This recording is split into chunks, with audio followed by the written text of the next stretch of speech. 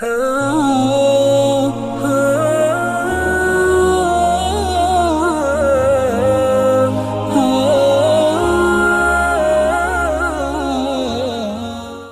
و نصلی علی رسولہ الکریم، اما بعد۔ عقائد سے متعلق 15واں مسئلہ یہ ہے کہ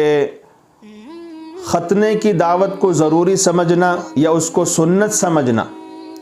یہ کہاں تک صحیح ہے، کیا کوئی اس کا ثبوت ہے یا نہیں ہے؟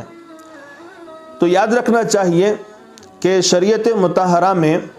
دعوت ختان کا یعنی ختنے کی دعوت کا کوئی ثبوت نہیں ملتا،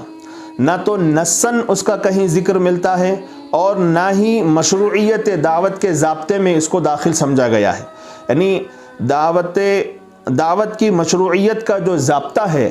کہ الدعوت فی السرور، اس میں بھی یہ دعوت داخل نہیں ہے، اور پھر اس کو سنت سمجھیں گے تو بدعت میں اور اضافہ ہو جائے گا۔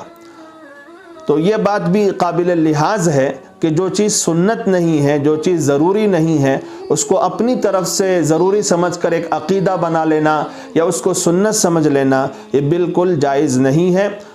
بلکہ اس کے خلاف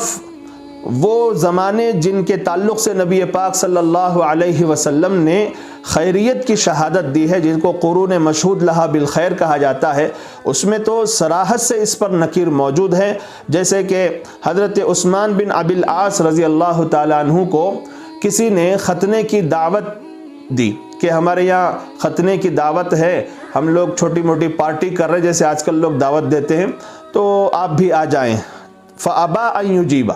تو حضرت عثمان بن ابی العاص نے اس کو قبول کرنے سے انکار کر دیا، اور جب پوچھا گیا تو انہوں نے کہا اِنَّا كُنَّا لَا نَأْتِي الْخِتَانَ عَلَىٰ عَهْدِ رَسُولِ اللَّهِ صلی اللہ علیہ وسلم وَلَا نُدْعَى لَهُ،